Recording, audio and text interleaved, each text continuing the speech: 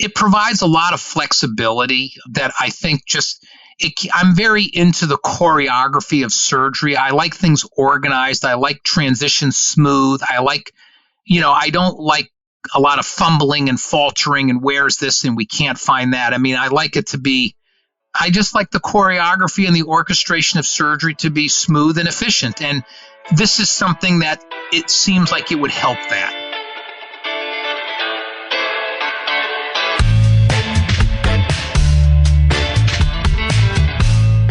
Clock in, scrub up, and join us behind the red line. You're listening to First Case, a perioperative podcast bringing you exciting interviews, engaging discussions, and innovative solutions that are changing the way patients receive surgical care. Each episode, we talk to frontline staff, perioperative leadership, and nursing entrepreneurs from across the country as they share their stories, experience, and expertise on the industry we love. From the back table to the boardroom, from wheels in to wheels out, we tackle the real-life issues affecting the OR. Whether you're tuning in for surgical service education or inspiration, we're glad you're here. And now it's time to roll back and start the first case.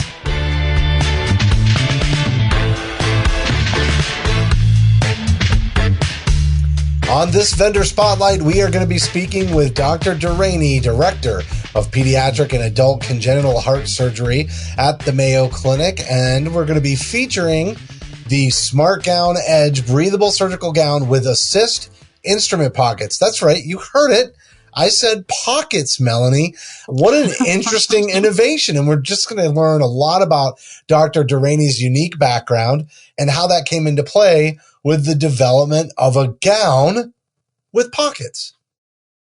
I'm not going to lie. When I heard about a gown with pockets, I was on the internet looking it up, trying to figure out what was going on and trying to understand how we could safely have a gown with pockets and what was going on. But then when you hear Dr. Dearani talk about all of the research that went into this gown and all of the thought and design that went into it to make it a very beneficial addition to our surgical procedures, I was blown away. And I'm really looking forward to getting him to tell his story so that everybody can hear everything that went into this gown design.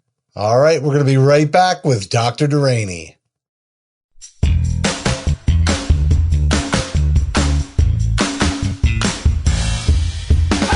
From the studios of Healthcare HQ, you're listening to First Case. We have the pleasure of speaking now with Dr. Dearani, Director of Pediatric and Adult Congenital Heart Surgery at the Mayo Clinic. And we're going to be highlighting, and I'll just spill the beans, Dr. Dearani, you're one of the co-inventors. We're going to be highlighting the SmartGown EDGE Breathable Surgical Gown with Assist Instrument Pockets. And so before I go any further into this innovative development of the gown, I want to introduce you and welcome you to the First Case podcast. Thank you so much for joining us. Well, thank you, Justin. It's a pleasure to be here. And you've got a really fascinating background, Dr. Dearani. I mean, I want to hear about your work at the Mayo Clinic and really specifically on this project, but I think you should tell everybody what you did before you even became a surgeon. Well, it's a convoluted pathway to where I got. My father was a physician, so I was exposed to medicine. He was in family practice in internal medicine, so I was exposed to the medical profession as when I was young. But I really got into mechanical stuff. I was into motocross when I was growing up, and I was into that whole motorcycle scene. And then, in the college years, I got into auto racing. I worked as a mechanic in a garage, which was down the road from my house. And the owner, the head mechanic at that, he built race cars, and his son was a driver. And so this is in the New England area, Connecticut, New York, all the New England states. And so, I learned a lot about cars. I worked in a garage and, the whole spiel, and I really enjoyed it. And so that was, but I figured that this was not a great way to live the rest of my life. And I had always done reasonably well in school. And so I did pursue the medical pathway, eventually, but, through the college years and a little bit of a gap in there, I did have this, other, side of my life where I was really sort of tied to cars. But then I got into the medical profession, and I really did actually not have a vision to do surgery. I thought that I was actually going to be doing something more along the lines of my father, emergency medicine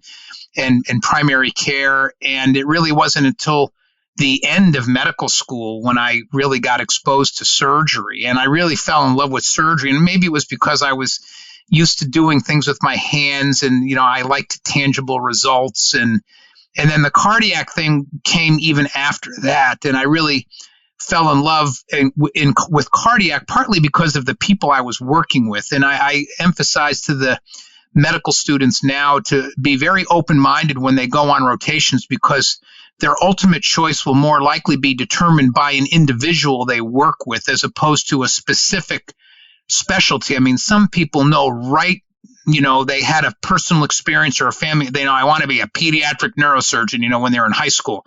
But honestly, most people are not like that. Most people sort of go with the flow. They have an open mind. And then I believe you get turned on more by people than by the things, in the specialties per se. And so I'm an example of somebody that ended up doing something that I actually never had planned on doing. And here I am doing cardiac surgery 25 years later. And that's the story. I mean, it is kind of crazy, but I love it. It's been great. Well, you were clearly used to having tools in your hands.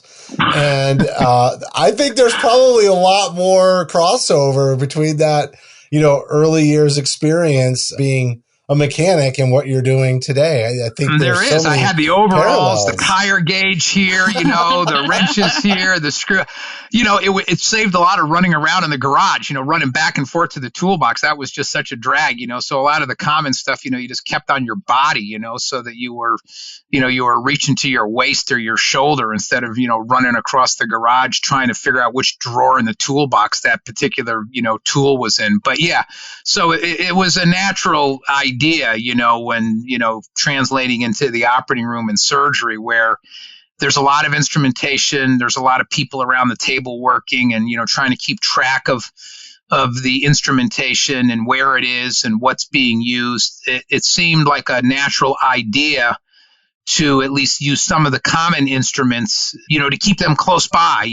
They're usually laying down somewhere on the table, the assistants put them down and then stuff gets lost in the drapes. So this seemed like a natural idea that came to mind to explore it. And so that's how it all started. Well, I mentioned you were the co-inventor. So, obviously this was a collaboration from many people, but maybe you can talk about the other surgeon that was also an inventor. Yeah. So Dr. Salim Walji is one of my colleagues who recently retired just before the pandemic. He's a very senior surgeon who had the last leg of his career. Most of his professional career was practicing cardiac surgery in the Arizona, New Mexico area.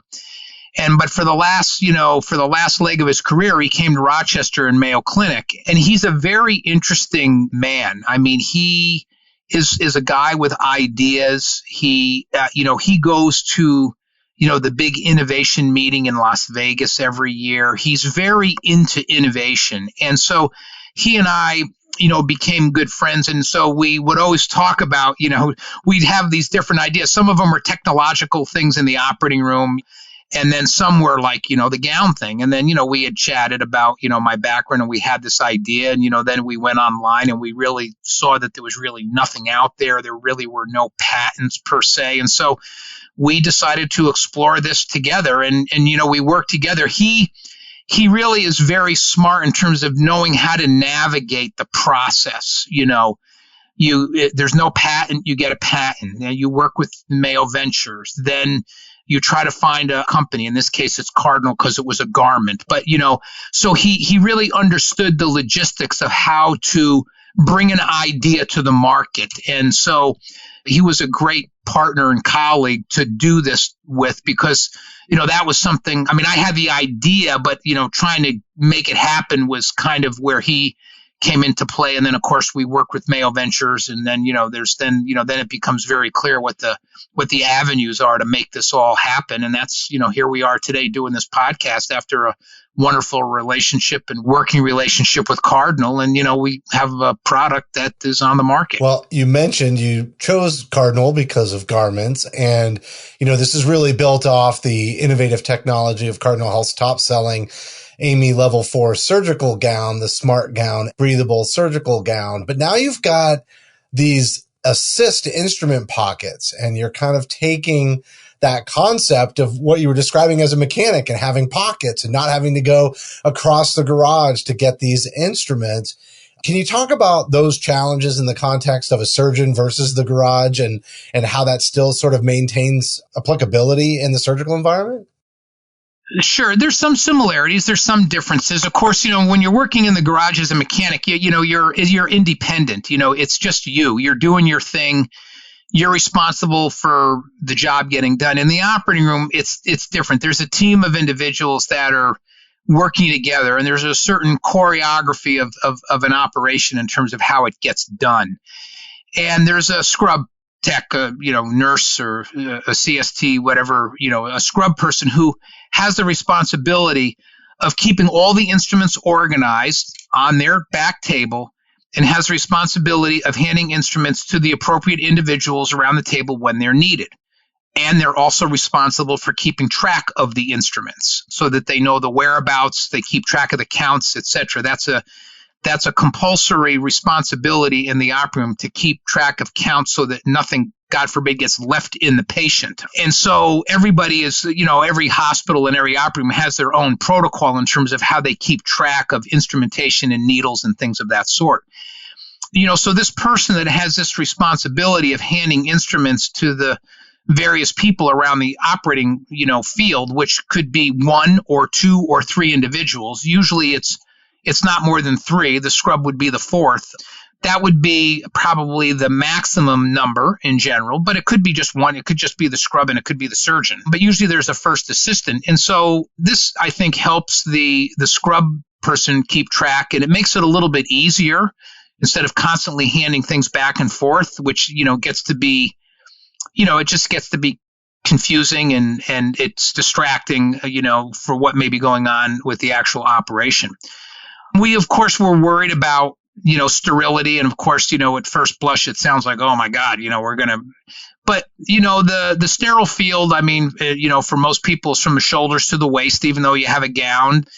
And so everything between the shoulders and the waist is considered, that's got to be maintained sterile. And so we knew that pockets needed to be in somewhere in that range, but positioned in such a way so that when you're retrieving the instrument, it's not going to get contaminated by going in front of your face, or it's not too low, even though the gown goes down below your knees and the drapes on the table go down almost to the floor. I think most etiquette in the operating room, we don't like stuff to get below the waist level. And so, we were mindful of that when we were trying to, make this idea a reality. And of course, Cardinal and, we had a sort of a organized process to try to evaluate what would be best and what would be optimal so that we didn't violate any sort of standard operating room etiquette rules.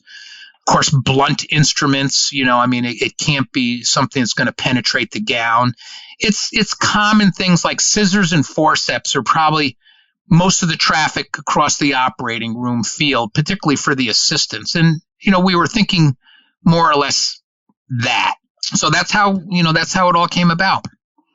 So I think it's great that you really actually considered the sterility aspect of it, because as a circulator and as someone who has scrubbed many cases, when I hear, personally, I love pockets. Anything that has pockets, I get super excited. But then I think about a surgical gown with pockets and I'm like, hold up. How are we going to maintain sterility when we have a pocket in a gown?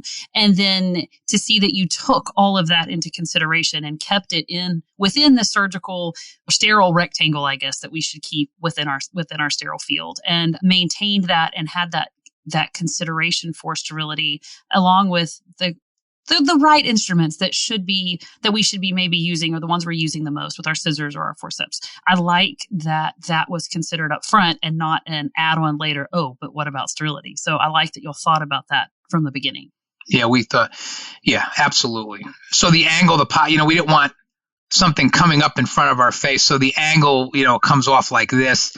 The holster is low enough so that if you put it in the holster in the center, by the time you get it out, your hand never actually rises as high as your chin, So all of these things were factored in. We tried to also factor in body habitus, women versus men. I mean, so all of these things were considered so that we felt like we were trying to see what would be best for the majority of people, so that, there was not one, particular group where it might not work. So, and there's 2 pockets in a holster. And I think the other thing, to Melanie's point, and just kind of to build off of that with the SmartGown Edge, was that it's cleared by the FDA. And so I think a lot of people out there are going to want to know that it's gone through that appropriate kind of process and that it has been cleared. And I think when you and I kind of spoke ahead of time, you were talking about how impressive the formal and scientific process was for bringing this, forward and doing the development of the gown itself. Can you talk about that process? Because obviously as a co-inventor, you must have been intimately involved. Well, I'll start by saying this. When you work with professionals, you get professional input, and, working with Cardinal, we got all of that, so, I mean, they're obviously pros in their domain. And so, we looked at everything, the angles of the pockets, the depth of the pocket, how deep, does the instrument go so far down that then you actually can't grab the instrument and pull it out? Is the pocket too shallow that the instrument is sticking up? Is the pocket too wide, or should there be 2 sleeves with a place for 2 instruments? What is the actual angle of the pocket? So, we tried a lot of different things with Cardinal, and then we did a series of experiments where we got feedback, and we worked with, Cardinal, makes arrangements where, you work with yet other professionals. In this case, it was one of the local universities where there were students that were doing a research project trying to examine the relative advantages and disadvantages of pocket location, pocket angle, pocket size, it's set holster versus pocket, everything about it that you can think of. And then after we did this series of experiments and got feedback, also including people that are actually in the operating room, people that are actually doing this stuff, to, get feedback from the people that would actually be using it, we then came up with a final design that everybody agreed to as a starting point. It was very instructional for me because there clearly are steps, Cardinal has to honor basically the steps that would be required, for, the garments, what's the permeability of the garments? They have all these various, scales and metrics that they have to honor. It was very well thought out. There was no shooting from the hip at all in any way, shape, or form. It was very calculated.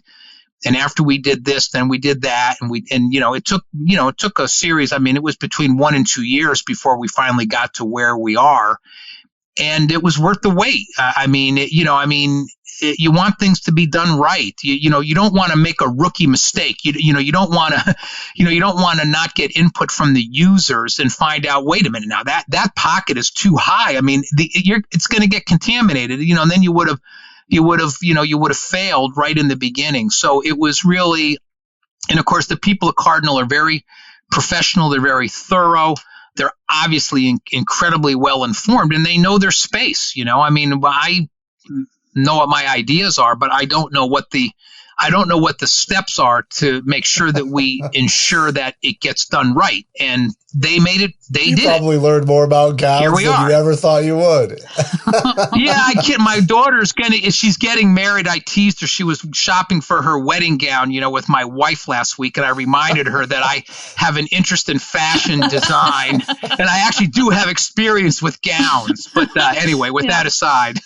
Yeah, you could put her bouquet inside one of those pockets and it would keep her hands free, right? There you go. I actually have a question about the design of those pockets, because you talked about the angle being considered and the height on the gown being considered to take into account contamination when you pulled an instrument out, or that it wouldn't fall out, etc.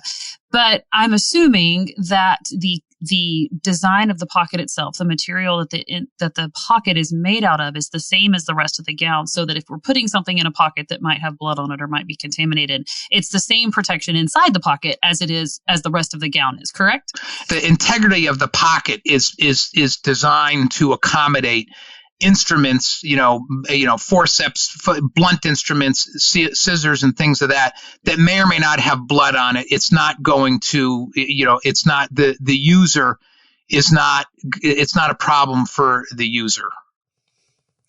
So let's start talking through a little bit about, I know your experience and, as a mechanic kind of brought some of that idea along, but what was actually happening in the operating room? Like maybe describe some of the inefficiencies, even multiple touch points potentially that, anytime you're handing an instrument, that's an opportunity, for some sort of, potential break in process. Like, can you just lay that out for us? Sure. So one of the things I've been fortunate. I've been practicing surgery now for between 20 and 25 years. And then of course, that's beyond my residency training. And and I'm in cardiovascular surgery, which is it's technology heavy. And honestly, many surgical specialties in the current era have gotten technology heavy.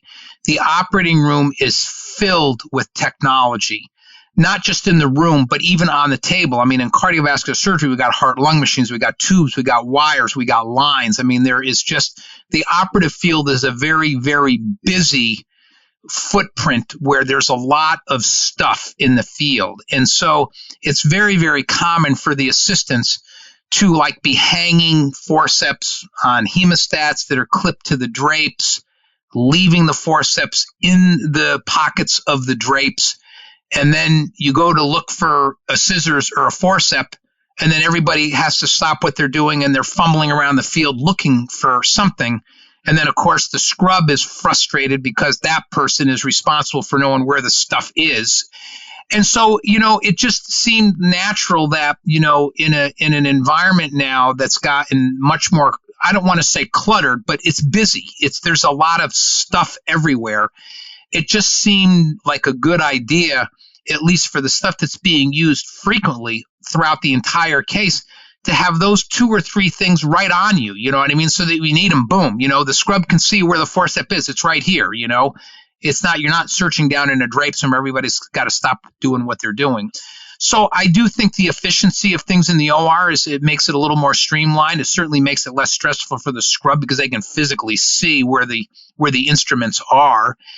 And then the other thing is that, is who's around the table. There's a surgeon, a primary surgeon, there's a first assistant, which may be a physician assistant or it may be a resident, depending upon, whether you're in a teaching institution.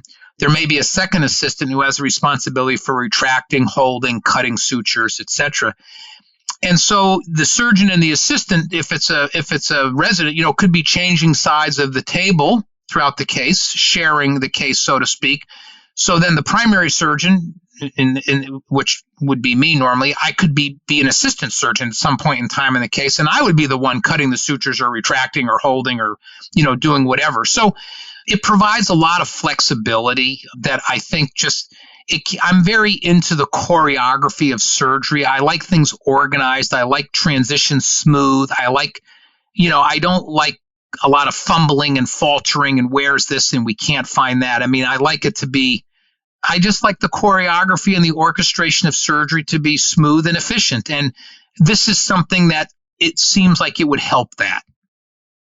Absolutely. I can picture myself scrubbed in, and I will be the first one to admit that scrubbing was not my primary role. And so when I had to fill in, I was already fumbling anyway, but I could get through. But if I was sitting there at the back table trying to put something together, I'm trying to focus with a piece of equipment, and then they're asking me from the field for something else. I have to stop what I'm doing. I've got to turn around. I've got to go find said forceps or scissors or something, and then go back to putting together what they want. As soon as they get the forceps, I'm like, well, I don't have it put together because I was trying to find what you needed. So I can just envision how much of a workload I think that would save if I was able to focus on what the equipment was that they needed me to put together so that I could pass it off if they were able to quickly access some of that other equipment. I definitely see the efficiency benefit there for sure.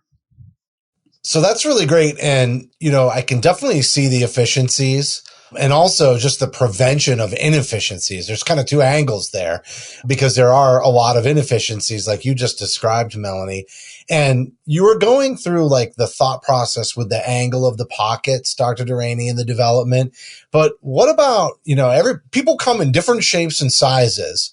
And, I've not worked at Cardinal, so I don't know everything that goes into the design of a gown. But as we said, you've probably learned a lot about design. And I'm assuming that, it's not easy to get a product to a place where it's sort of a one size fits all. What were some of the considerations there? So the first answer to that is it a pocket or is it a holster? And on the gown itself. And so we thought, some people may prefer one and some may prefer the other. So probably you'd want both options available. For example, if it's a pocket, if the pocket is too small, then there could be a lot of time trying to make sure that you get the instrument in the pocket. You see what I mean? And we thought, we don't want it to be too small because we don't want now to have to take a whole time out to get the instrument in the pocket. The second is that we thought some might prefer the holster because that would be a much easier thing to just, particularly if it's like a forceps or the scissors, you have a holster, you're less likely to have to actually look at it to put it in. It would be very easy to just, put it in. So we thought the combination of one and the other put together would accommodate the preferences for most people. Then we talked about, well, if it's a pocket, it probably should be angled in some way so that when the instrument is coming out of the pocket, we don't want a situation where the hand is getting too close to the face. In fact, we don't even like the hand going above the shoulder because, again, we talked about the shoulder to the waist is kind of like the sterile field, so to speak, even though, you probably have a little bit more flexibility, but we generally try to stick to that as a ground rule. So, if the pocket is angled too horizontal, then it'll fall out. And if it's too vertical, then you have the problem of it getting in front of your face. So that was that. Then it was the wear on the thing. And so we were trying to, be mindful of the difference between, the male and the female body. Of course, with the women, there's breasts. So, we don't want to have the pocket too high up. That might be uncomfortable for a woman. And then it might, again, you might get your hand too close. So we thought that the bottom of the pockets needed to be close to the waist, but not too close because some people are leaning against the table, when they're operating. And so we don't want them to be leaning against the instrument. So it needs to be a little bit higher than that. But the top of the pocket is still relatively low enough in the chest that when the instrument's coming out, your hand is never actually getting too close to the face. So that was kind of the thought process that went behind it, trying to, factor, the different body habituses, into play. I like an extra large gown, even though I like a large fits me. I like it a little bit baggier because the long case, it's kind of nice to feel like you got a little arm room and stuff like that. So we factored all these things into the equation. And then of course we tested it, with all these different studies that we did. And this is what we came up with, but we did factor all those things into consideration. So Dr. Dearani, this has been just an excellent conversation. And I love how much thought was put into this process and developing this. And so I wondered if maybe you would talk a little bit more, like, is there differences in terms of like specialties or patient positioning? Like how did that all factor in? Mm-hmm. Well, let's first talk about specialty. So, I mean, the idea, came obviously with me, and I'm in cardiac, but this was not with the intent that this is the cardiac exclusive. The problem was more readily identified because of the complexity of the operative field. I mean, we got robots, we got heart-lung machines, we got tubes, we got lines, we have so much stuff on the table that it's sort of an extreme, version of a complicated operative field. But actually, this gown concept has a place in every operating room, in my opinion, and with every specialty.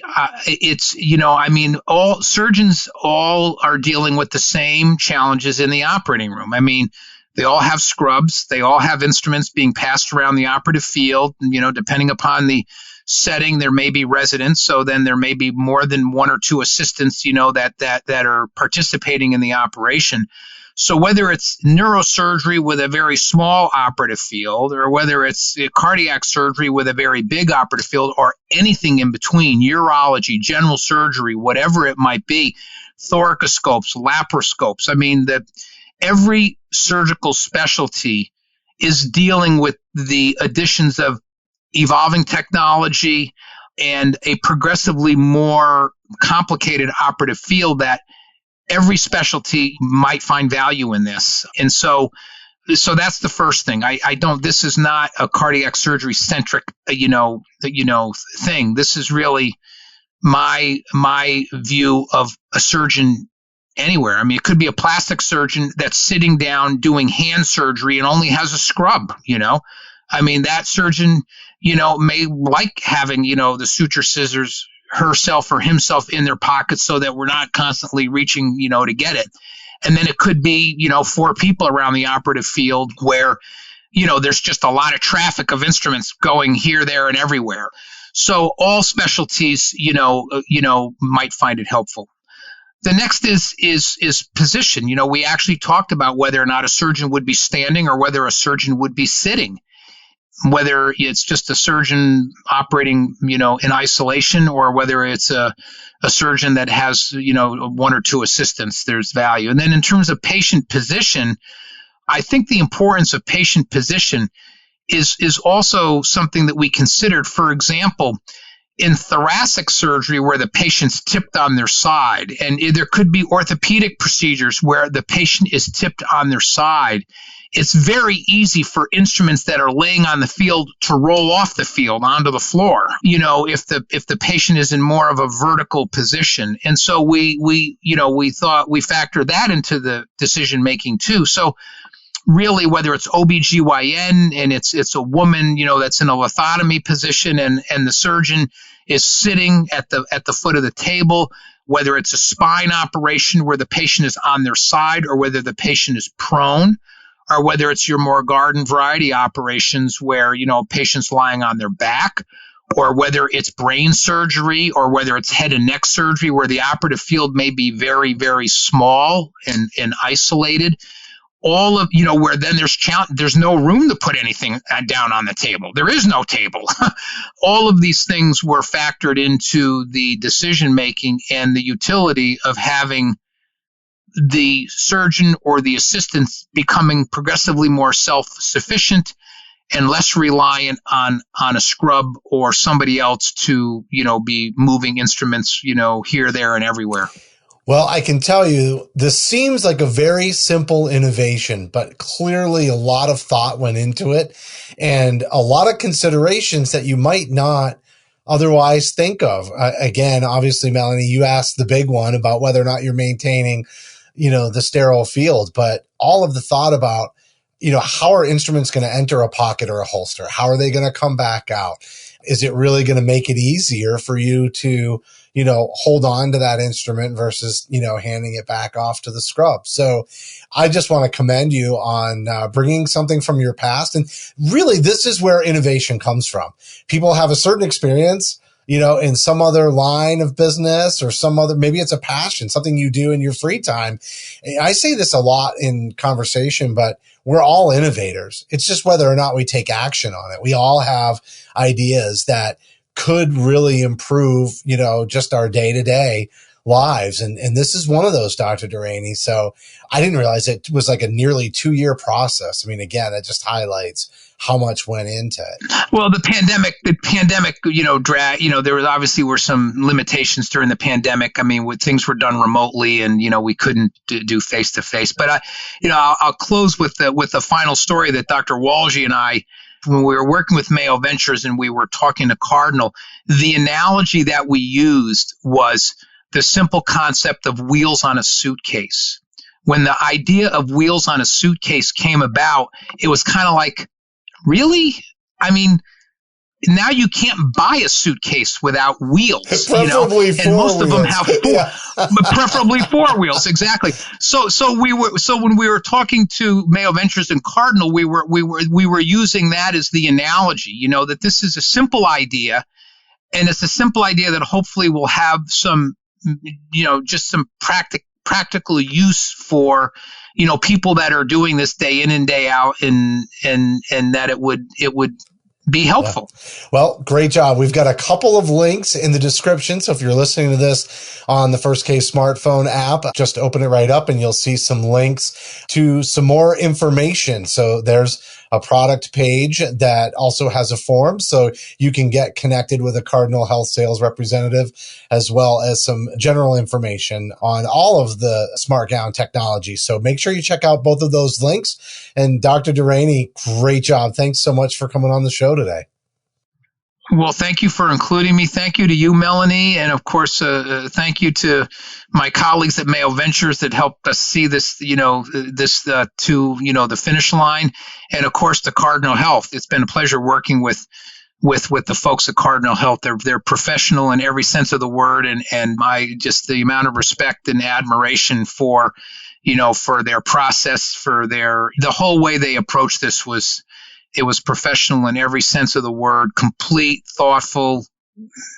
It was a great experience.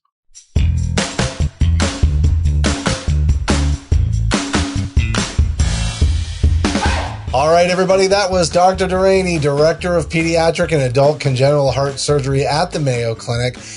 And I just love telling the story of innovation. Where do these ideas come from? How do they get fostered? How do they then become a real reality? And this story about the SmartGown EDGE Breathable Surgical Gown with assist instrument pockets is really a unique one. I don't want to downplay it when I say that it's a simple idea, but sometimes, and I love the analogy with the suitcase that he gave us at the end, but sometimes the best innovations are ones that do seem so simple. Want to know why? Because they're the most likely to get used. It just occurs to people, oh, this is how this works. So just a great story today, Melanie. Well, yeah. And when we have new products come into the OR, and a lot of times we're looking at each other saying, why didn't I think of this? Why did this not occur to me? And these solutions that, like you said, seem very simple and obvious, but somebody actually had to bring it to market, had to actually get the idea put in place. And to think that his mechanic background played into that, and the surgeon saw that there was a way to improve things and then made it happen. I just think it's a really great story of an idea come to life. And it's one of those, well, this is how it got here because he had the idea and made it happen. I think it's really neat. All right. Well, we've got 2 links for everybody if you want to learn more or see pictures. And certainly one link will take you very specific to the SmartGown EDGE Breathable Surgical Gown with assist instrument pocket. So you can see pictures there and get more information, or you can click on the other link and it will talk about all of Cardinal Health's AMI Level 4 SmartGown portfolio. And you can also fill out a form to have a Cardinal Health rep reach out to you and provide you with more information. And on behalf of Melanie and myself, thank you for listening to this Vendor Spotlight on First Case.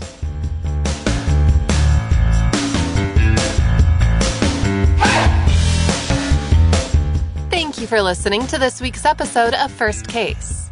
As a reminder, you can help support us by subscribing to First Case on your favorite podcast app or by downloading the smartphone app on iPhone or Android.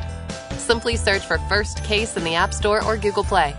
The best thing about downloading the smartphone app is that you can access bonus content for certain episodes and view episodes in certain categories, like articles on the go and vendor spotlights.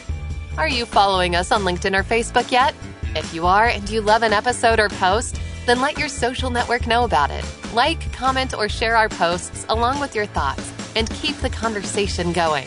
If you have any topics or guests that you would like to recommend for a future episode, just send us an email to info@firstcasemedia.com. We look forward to hearing from you.